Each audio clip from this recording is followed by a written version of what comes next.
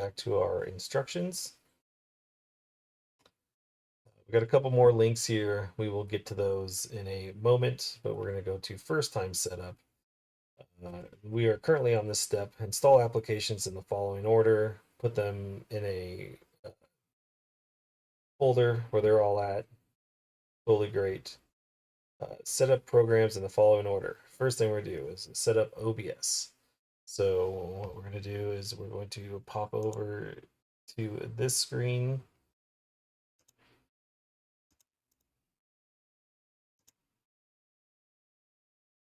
All right, so the first thing you do is you're going to open OBS and go to Scene Collection. You should get this drop down right here. You're going to go to Import. And we're going to click the three dots. And we're going to go into our Downloads folder, Restream Package, Collection. And we should have this file right here. The Scene Collections version 6. We are currently on version 6 as of July 2nd, 2025. There will be an update on the website. It will tell you what version that we're supposed to be on. Just make sure that it matches. If it doesn't match, let one of us know, and we will get it updated. We're going to hit open and import.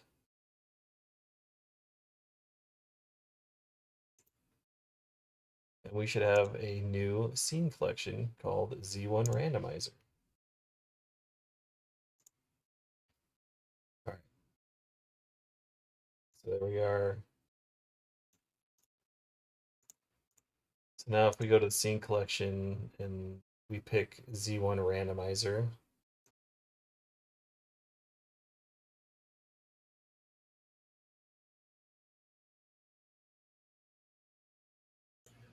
click search directory, and then select the folder that it's housed in and hit apply.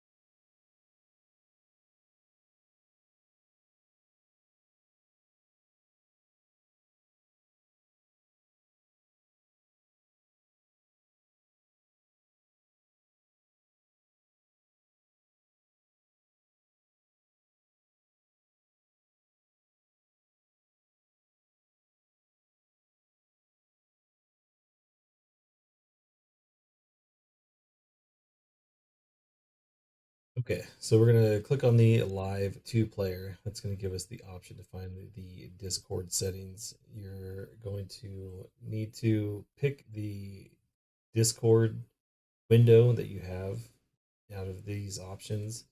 I don't have Discord turned on right now, but this is the last one I was using. We were in Rookie Restream 3 channel. This is where you will get the commentators audio to come through. The next thing is for the stream player. This will be the VLC windows that their audio will come through. As you can see, they're currently muted, but we should be good there. Next thing we have is the Spotify. I run my music, the buffer music, what music plays before and after the stream, and then during the interviews. I run all that stuff through Spotify. There will be a supplemental video on how to set this up outside of Spotify, and I will link that in the comments, and it will also be in the instructions page. But for right now, I run my stuff through Spotify, so that's that. This should be all the same for all these over here: the 2 player, the 4 player, the outro. it should automatically populate for you. Shouldn't have any problems. All right, next thing we're gonna do is we're gonna go into the settings and the audio.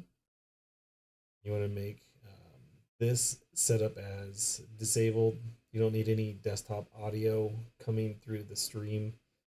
All audio is going to be run in their own individual channels. The runners, the Discord, um, the game volume, all that stuff is going to be run by itself. You want to select your microphone, what you are going to be talking to the commentators through, and then your monitoring device. And this is where the audio is going to get piped in to the commentators. So on this one, you're going to select the display that a window is coming from. And I'm going to go over this later. So I'm not going to touch this right now. We're going to come back and we're going to do that later. Okay. So if we go back and we look at where we are at, we are here in OBS settings. We're on video. So we're going to be doing these steps next.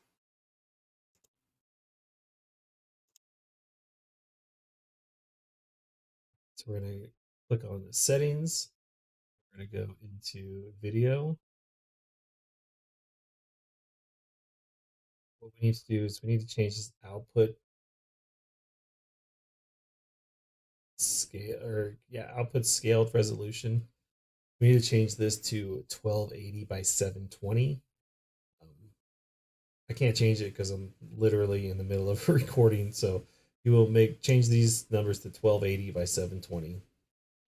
You're going to go into stream, or I'm sorry, output. And on the streaming, we're going to have audio track 1 and Twitch VOD track checkmarked and 1 selected. And then this way, all the audio is going to get recorded and captured in the right places. Next thing is going to be your rate control for your constant bit rate. We're choosing CBR, constant bit rate. And the instructions say 2500 kilobytes per second. We want to make the keyframes 2 keyframes. And then everything else here, we're going to go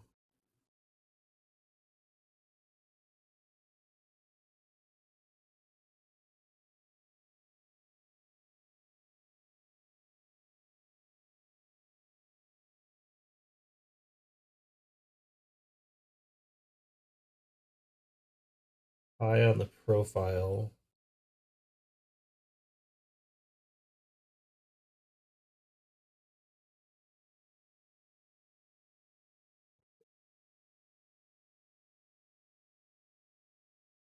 And that should be good. All right. So let's talk about the bit rate here.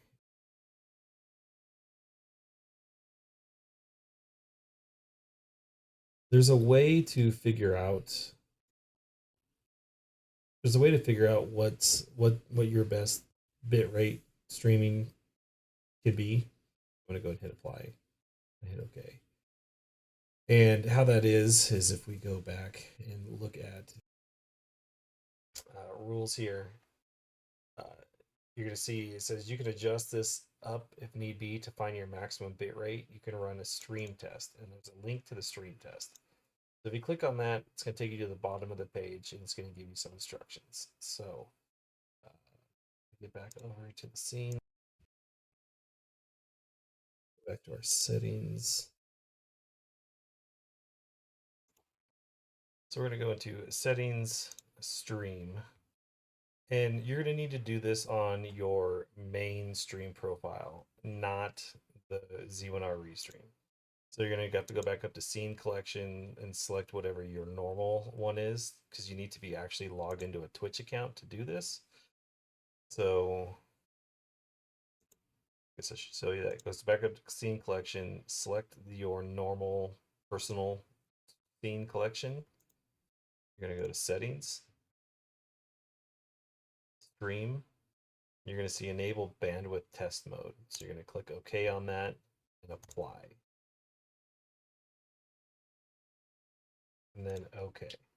So now when you hit Start Recording, it's going to give you this pop-up box. You have OBS configured in bandwidth test mode. Do you want to continue? We're going to say yes. So now if we go back over to the instructions, we have done step 1. Click Start Streaming. Go to Twitch Inspector.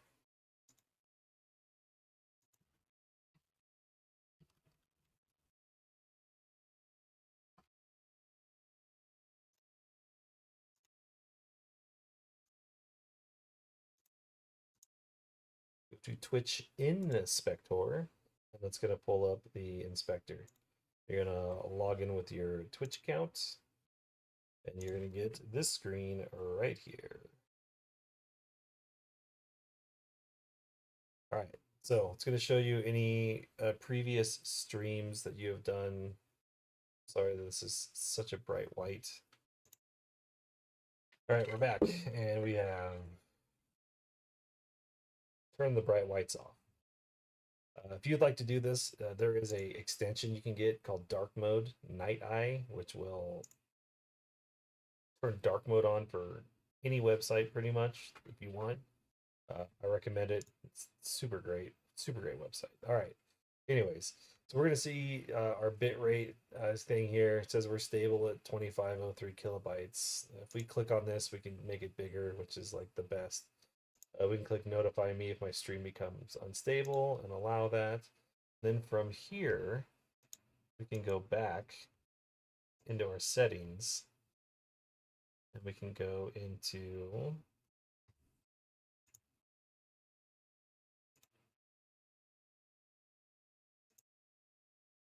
creative.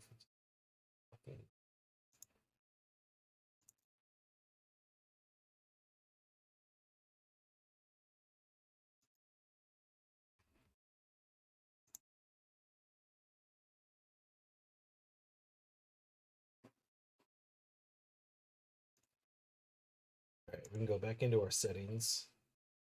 We can go into our output and our bit rate, and we can just start jacking the bit rate up and see what happens. So I'm going to turn it up to 4,000 kilobytes per second. I'm going to go make my kid a sandwich. I'm going to come back and pump it up some more. And I'm just going to keep pumping this thing up until I get some notifications that it is unstable.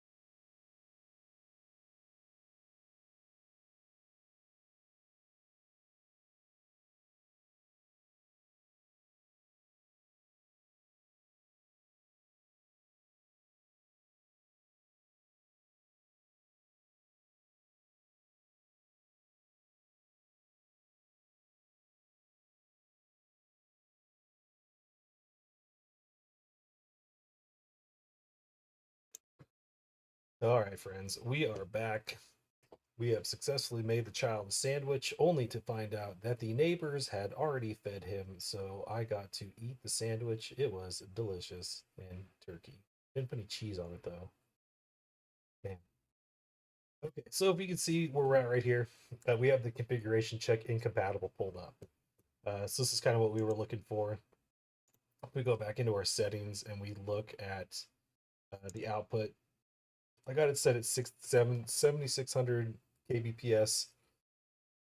If we look at what I recommended, I think this is the recommendation that it says will be stable at 6002 kbps. So if we go into the settings and we put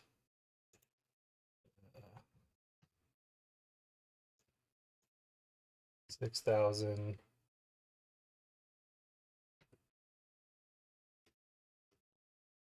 and 3 kbps,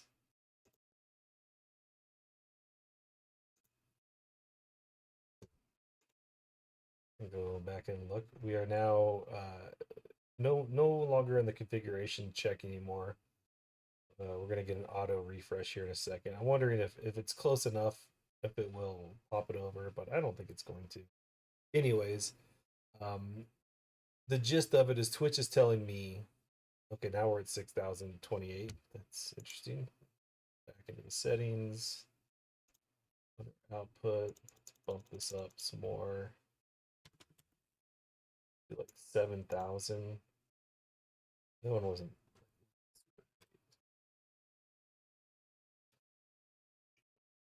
Auto refresh. Yeah, I'm gonna go with. I would do this. I would go into your settings. And remember, I have fiber, so my upload's going to be a lot higher than a lot of people. I would set this number something, high. For you, I would probably set it like 6,000. I'm gonna set mine at like 8. I get the message. Messages come back. So then I go into the settings and I just start bringing it down. Let's try 7,000. We apply it. Let the auto fresh kick over while I have a little sip of Mountain Dew.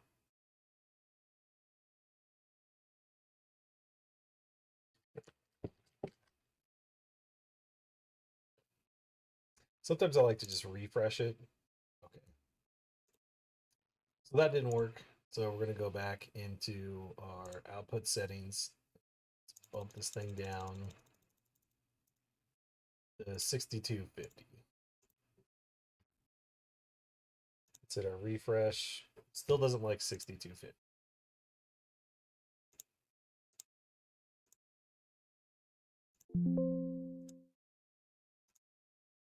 Let's just bump this thing down to 6,000.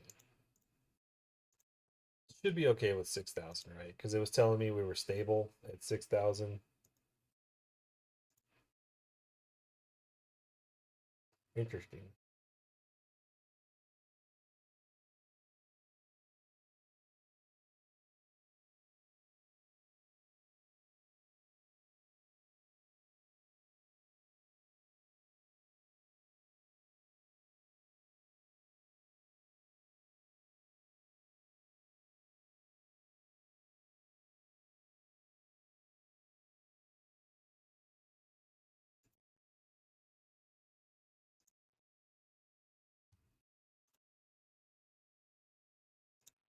I'm going to bump it down just a touch more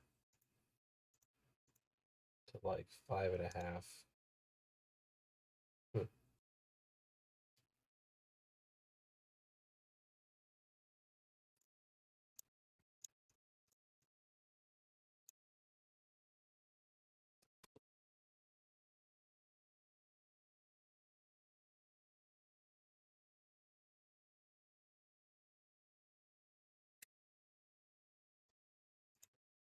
Okay, so it took a little bit of time, but my configuration check has come back excellent. So it might just need a little bit of time for that to happen. So I'm gonna go back in and I'm gonna go ahead and bump my output back up to 6,000, which I think is kind of where I was on the end of the stability check.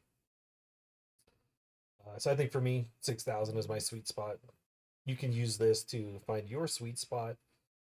If you don't have fiber, I would maybe set it a little bit lower than what you're stable at, just in case you have any blips in your network connection or anything. And that is how to use the Twitch Inspector portion. So let's go back and take a look at where we were at previously. Okay. So we set our keyframe intervals to 2. We got our audio here. Okay. So let me switch back over to Z1 randomizer. Okay, we are back with the VB audio cable setup process. We have got it installed. We are going to click setup.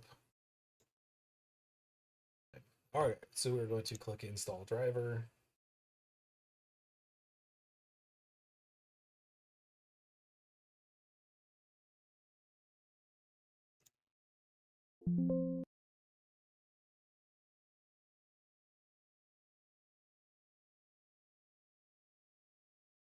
There's a VB cable control panel right here.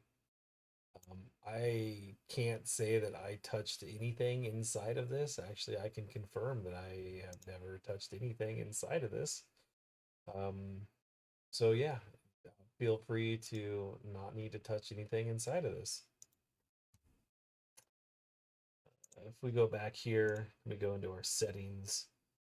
We will see under audio monitoring devices, you have 2 of these: cable in 16 channel VB audio virtual cable, or cable input VB audio virtual cable. We just want the cable input VB audio virtual cable.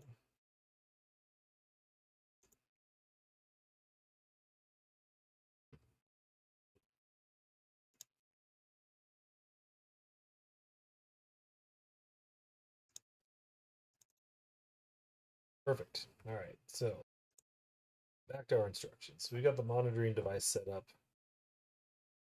Next thing is the stream key. So if we go back into the settings and pick stream, you're going to enter that information here. Obviously, mine is actually, we need to scene to the other scene. Go into the settings.